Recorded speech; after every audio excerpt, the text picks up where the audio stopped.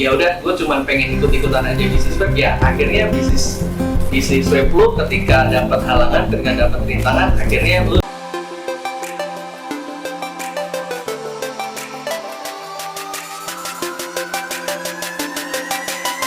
Oke semuanya, halo, kita kembali lagi di Amfitalk. Saat ini kita punya bintang tamu di Amfitalk ini. Kali ini punya webstore di Jakarta, dan webstore-nya ini menurut gua unik. Sekarang kita panggilin aja Om Indra dari Amnes TV.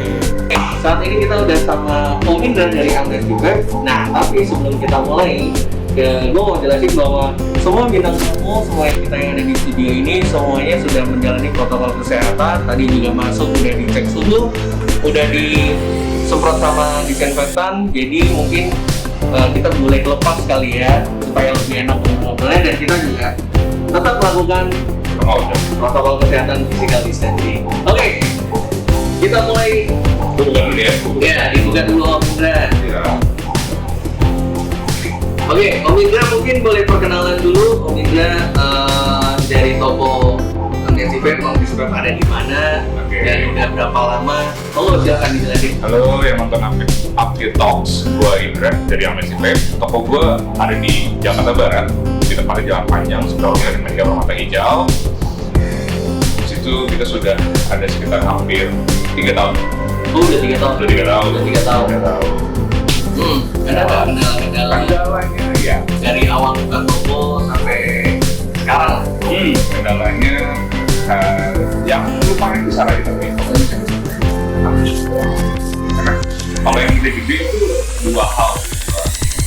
Pertama adalah pada saat supaya Oh iya, pada saat ini. iya itu kan lumayan jadi challenging buat teman-teman juga, dan gue ada sekarang ya memang semua apa ya offset di seluruh bisnis apapun lah. Kenapa tiba-tiba punya ide atau ibaratnya menangkap momentum orang pada saat itu lagi getol-getolnya dengan amnesti pajak gitu ya? Background lu apa sih sebenarnya dulu sebelum terjun di industri web ini? Boleh diceritain nggak? Kalau gue pribadi, jelas gue tuh bisa dibilang orang accounting. Oh yang Ya, yang sangat erat kaitannya dengan pajak, yang ngurusin pajak ya? Ya. Oh, pantesan. Berarti tak pajak ya? Pajak. Passion lu pada saat itu apakah memang benar-benar, kalau bisa dibilang itu kan passion yang kuliah ya, pengen buka toko supaya ada fasilitas untuk orang-orang beli rokok ya? Dulunya lu perokok juga atau enggak? Terus kenapa akhirnya membuka toko ini di Jakarta Selatan? Kalau gue bisa dibilang perokok. Oh, emang dulunya perokok juga? Itu sehari ya, gue tuh lumayan banyak ya. Terus simpelnya sebenarnya waktu ketika akhirnya bikin di Jakarta, jadi ada pertemuan lucu sebenarnya. Oh, jadi banyak yang nggak tahu. oke. Om Angga itu berarti partner di Amnesty ya? Oke. Jadi gue sama Angga Selatu pertemuannya unik. Jadi waktu ketika gue tuh dulu gue kan dulu sampai di 2017, sampai di 2017 itu gue selalu sering banget kayak ketemu orang bukan juga segala macam. Jadi lebih ke pengen punya teman tapi sama hobi. Ketemu dia, ngobrol, kayak bilang gitu ya, ketemu. Kenapa tujuan juga? Jadi samping kita menyediakan tempat untuk orang-orang pengen cari tahu masalah bagaimana, juga lu mau beli bagaimana gitu ya. Itu pengen ada di sini bahas. Itu yang mendasari banget aku itu. Jadi pada waktu itu gue berada di beberapa toko, gue datang nih gitu ya, Berarti belum punya toko kayak gue nggak nemu ya maksudnya produk ini posisi gimana, produk B posisi gimana. Ketika lu tanya, dari produk lu nggak dapet gitu. Terus juga kayak gitu, lu sampai gimana sih kita bisa. Jadi akhirnya biasanya kita juga kita pengen ini konsepnya seperti itu. Jadi apa yang kalian tanyakan tentang produk kita, kalian kita harus bisa jelaskan baik. Berarti Om Indra sampai dari Amnesty juga sampai sekarang punya strategi ya? Biasanya lebih punya strategi di mana Om Indra sampai sekarang masih jaga toko, ibaratnya masih jadi apa ya, istilahnya kalau di toko vape itu ada, kalau di toko kopi ada baristanya, kalau ini ada favorista gitu masih ya? Luar biasa. Karena apa? Kenapa kok masih sekuat itu? Maksudnya apakah memang jadi itulah Amnesty, atau memang itu strategi? Ya, salah satu bentuk strategi itu benar, karena gue tuh pengen langsung dapat insight dari mereka punya, misalkan kayak mereka mempertanyakan suatu hal yang mereka dapat, misalkan dari media atau mereka itu tuh masih sangat suka bersama, dan gue bisa mengarahkan mereka sebagai sepertinya harusnya pakai apa sih? Ini ada berawal dari passion dan misi untuk ini menyelamatkan rokok, ya, memfasilitasi rokok, dan kemudian juga ada edukasi customer. Wah, jadi strategi ini mungkin juga bisa diterapkan ke teman-teman yang punya toko vape juga, atau yang mau punya toko vape, bahwa ini salah satu strategi yang di-share sama Amnesty Vape di Amfitalks ini. Gimana caranya Amnesty akhirnya punya identity yang beda ya, punya ciri khas yang beda di antara vape-style lainnya. Which is itu adalah satu hal yang bagus dan satu hal yang menarik untuk dipelajari, karena di industri vape ini persaingannya sangat tinggi, dan ketika lo nggak bisa kreatif, ketika lo cuma mengandalkan ya udah gue cuma pengen ikut-ikutan aja bisnis vape, ya akhirnya bisnis vape lo ketika dapat halangan, ketika dapat rintangan, akhirnya lo juga pusing dan akhirnya tutup. Tapi ini adalah salah satu kelebihannya dari Amnesty Vape ya berarti ya. Dan kalau boleh sedikit gue share, sampai dengan hari ini seluruh produk yang masuk ke Amnesty itu pasti gue coba. Oh ya? Iya. Serius seluruh semua produk itu termasuk liquid semuanya yang begitu banyak brandnya? Iya. Oh, jadi ketat ya? UC-nya ketat ya? Amnesty ya? Sebenarnya luar biasa sih sebenarnya. Karena kalau gue mikirnya dulu jangan sampai nanti ada customer ini misalnya kayak maksudnya gimana? Gue gak bisa menjelaskan seperti apa yang gue dapat. Gitu. Jangan sampai nanti ujungnya cuma kata enak dong, tapi enak kayak gimana cara? Iya. Mungkin teman-teman penasaran juga, tadi Om Indra sama mention bahwa ada tantangan yang kedua yang baru-baru ini adalah pandemi. Dan kita juga kita semuanya tahu juga bahwa karena bisnis di era pandemi ini turun, malah mungkin ada yang tutup, ada yang macam gitu ya. Nah, Amnesty itu dengan strategi itu boleh dong dikasih tahu berhasil atau enggak di survive di era pandemi? Alhamdulillah berhasil. Alhamdulillah berhasil ya. Maksudnya masih alhamdulillah sampai hari ini kita masih bisa bertahan, kita masih bisa operasional, kita masih bisa melayani customer dengan setia, dengan semua yang kita punya harus kita tahan semua. Nah, karena gini, kita balik lagi sampai customer itu pasti ada customer loyal. Kalau customer itu, ya kan, loyal itu artinya dia gimana sih ketika dia datang ke sebuah toko apapun gitu, dia di-treat seperti apa, dia seperti apa, seperti apa segala macam.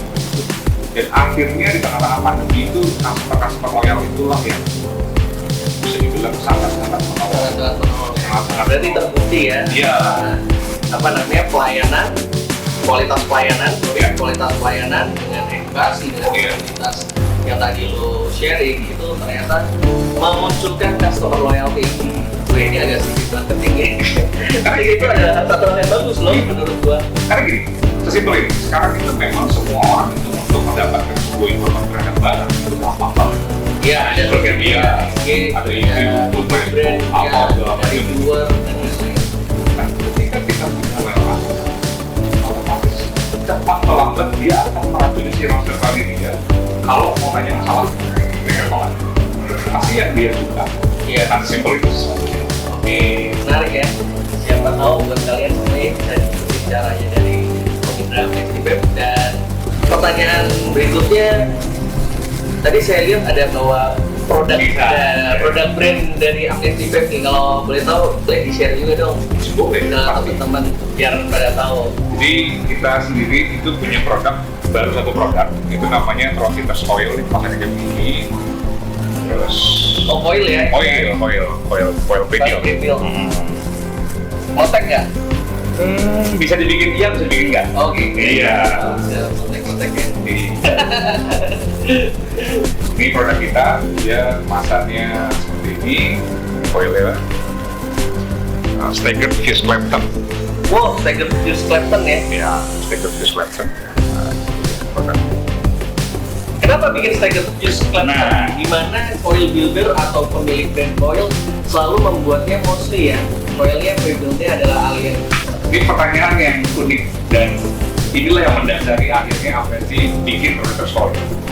Jadi waktu Predator Foil itu memang lagi rame-ramenya Fuse Clapton dan Alien Clapton.